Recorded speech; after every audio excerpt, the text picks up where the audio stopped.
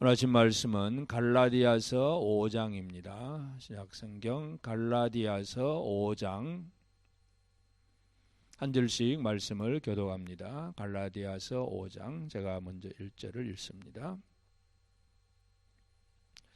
그리스도께서 우리를 자유롭게 하려고 자유를 주셨으니 그러므로 굳건하게 서서 다시는 종의 멍에를 매지 말라.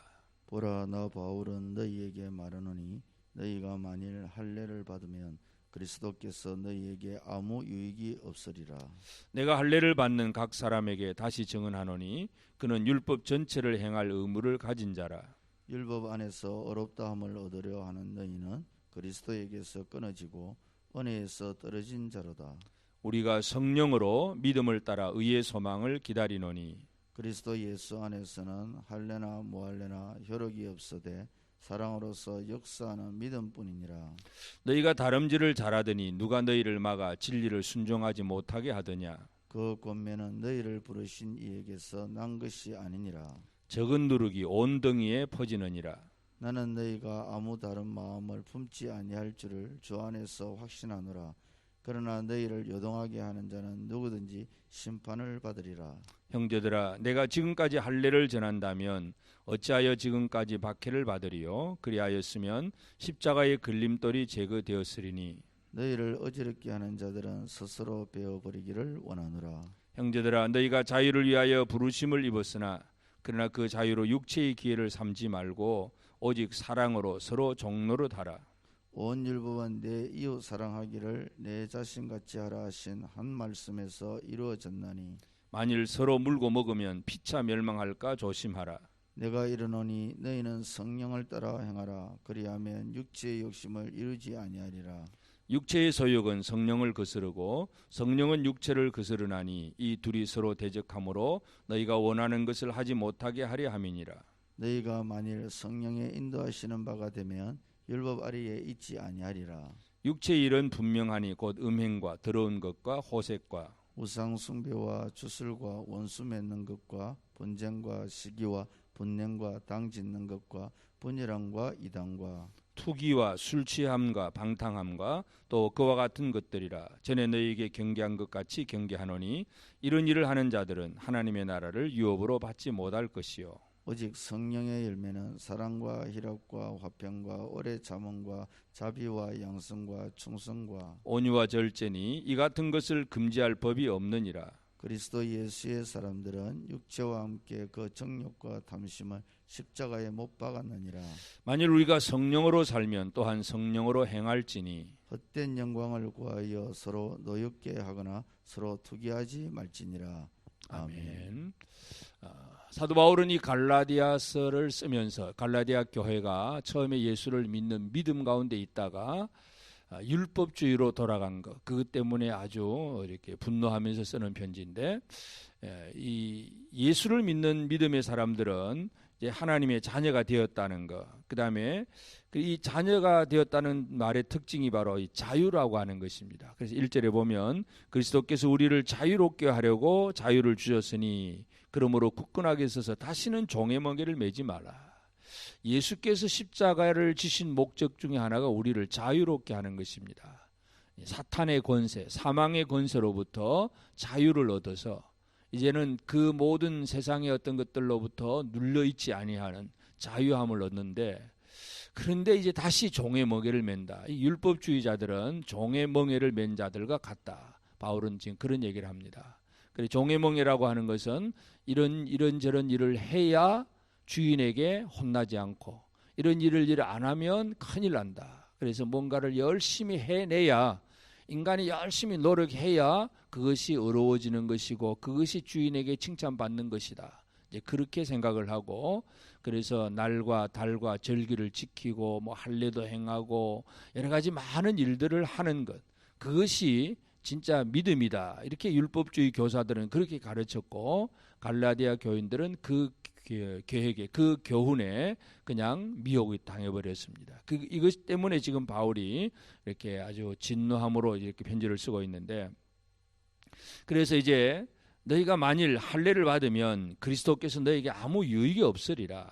율법주의로 돌아가 버리면 예수 그리스도와 너는 아무 상관이 없다. 예수님이 주셨던 그 자유의 은혜, 자유의 유익함을 결코 누릴 수 없는 자다. 그 얘기를 합니다. 그래서 이 할례를 받고 뭔가를 행하는 그런 사람들, 율법 안에서 의롭다고 하는 사람들은 그리스도에게서 끊어지고 은혜에서 떨어진 자다.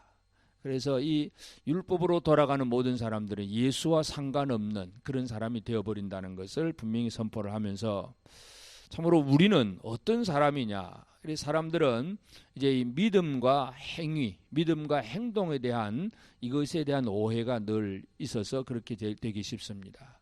믿음이라고 한다면 그냥 하나님께서 주셨던 말씀을 내 마음속에 받아들이는 것, 그것을 그대로 내 마음속에 영접하고 그대로 인정하고 그리고 믿고 받아들이는 것이고, 그러면 이제 예수 그리스도를 믿음으로 영접을 했다고 해서 이제 이것이 구원이다 이제 이렇게 가르쳤는데, 사람들에게 있어서는 늘 그것이 아쉽습니다. 그래서 믿으면 그 다음엔 또 이제 뭘 해야 되는데, 그래도 이걸 또 좀 하고 우리가 하나님 앞에 잘 보이려면 이런 일 저런 일 이렇게 좀 잘해야 된다는 그 생각 때문에 율법주의자들의 교훈에 그냥 미혹을 당합니다. 그래서 사도 바울은 잘해야 된다는 개념이 아니라 믿음으로 그렇게 구원받은 사람으로 어떻게 살아야 되느냐, 그 얘기를 하고 있습니다. 열심히 행동을 해서 구원을 받는 것이 아니라 구원받은 성도로서 어떻게 살아야 되느냐, 한마디로 이것이 성령으로 사는 삶이다, 그 얘기를 하고 있습니다. 그래서 이 성령으로 살지 아니하고 우리 인간이 열심히 노력을 해서 이렇게 저렇게 잘해서 하나님 앞에 은혜 받고 복 받겠다 하는 이것이 오히려 그리스도에게서는 끊어지는 자들이 되는 것이고, 이미 우리는 예수로 말미암아 구원받은 성도들이기 때문에 그 구원받은 성도들로서 성령으로 살아가는 삶이 얼마나 중요한가, 이것이 바로 오늘 우리가 지금 이 시대에도 우리에게 필요한 부분이기도 합니다. 그냥 우리의 신앙생활이 뭔가 이 신앙적인 어떤 형식만 갖추고 그래서 교회를 다니고 예배당 출석도 하고 뭔가를 한다는 것으로 나는 기독교인이다 이렇게 생각을 해서는 안 됩니다. 구원받은 성도들의 삶의 특징은 이미 예수를 구주로 영접을 한 다음에 그 다음에 내 안에 거하시는 성령으로 말미암아 살아가는 그런 삶이라는 것을 얘기합니다. 그래서 만약에 사도 바울이 자기가 할례를 그대로 전했다면 나는 박해를 받을 필요가 없었다 하는 그런 얘기를 하면서 이 믿음의 도리를 바로 전하다 보니까 많은 박해를 받고 있지만 그러나 이 성령으로 행하는 것이 가장 중요하다는 것을 얘기하면서, 특별히 이제 이 자유를 얻은 성도로서 해야 될 일이 뭐냐 하면 13절에 형제들아 너희가 자유를 위하여 부르심을 입었으나 그러나 그 자유로 육체의 기회를 삼지 말고 오직 사랑으로 서로 종노릇하라. 그러니까 자유롭지만 이제 마음대로 사는 방탕하며 생활을 살면 또 이것도 잘못된 생활입니다. 자유를 가지고 사랑으로 서로 종노릇하는 것, 서로 섬기려고 하는 것, 이것이 바로 믿음의 생활이라는 것을 얘기합니다. 그래서 어떤 행동을 하면 구원받느냐가 아니라 구원받은 사람으로서 이미 자유케 된 사람으로서 오히려 이제 성도를 섬기는 일에 서로 종로를 하는 것, 이것이 중요하다는 것을 가르치고, 그러면서 모든 율법이 예수님 말씀하신 그대로 사랑 하나에서, 사랑이라고 하는 단어 하나에서 모든 율법이 다 완성이 되었다는 것을 얘기합니다. 그래서 중요한 것이 바로 성령의 문제인데 16절부터가 이제 너희는 성령을 따라 행하라 그리하면 육체의 욕심을 이루지 아니하리라. 우리 안에는 성령이 거하십니다. 그런데 아직도 육신을 입고 살고 있는지라 육체의 소욕이 우리 안에 또 그대로 있습니다. 그래서 우리 안에는 성령과 육체의 소욕, 성령의 소욕 두 가지가 서로 거스리고 있기 때문에 이제 어떤 것을 따라가느냐, 이제 이것이 우리가 생각하고 판단하고 결정하고 행동해야 될 그런 문제입니다. 그래서 이 성령의 인도하시는 바가 따르지 않으면 그게 바로 육체 아래에 있는 것이고, 그 육체의 일이라고 하는 것은 뭐냐? 육체로 따라가는 삶의 특징은 음행과 더러운 것과 호색, 우상 숭배, 주술, 원수 맺는 것, 분쟁, 시기, 분냄, 당짓는 것, 분열, 이단, 또 투기, 술 취함, 방탕함. 하여튼 육신으로 살아가는 사람들은 자기 육체의 정욕, 육신의 어떤 만족을 위해서 무언가를 해나가는 사람들입니다. 그래서 육신이 뭔가를 할 수 있다고 생각을 하고, 육신의 어떤 모든 평안함이 목적이 되어 있는 이런 사람들은 바로 육신의 소욕을 따라가는 사람들입니다. 그러나 성령의 소욕은, 성령으로 따라가는 사람의 삶의 특징은 바로 우리가 잘 아는 성령의 열매들입니다. 성령의 9가지 열매들. 성령의 열매는 사랑과 희락과 화평과 오래 참음과 자비와 양성과 충성과 온유와 절제.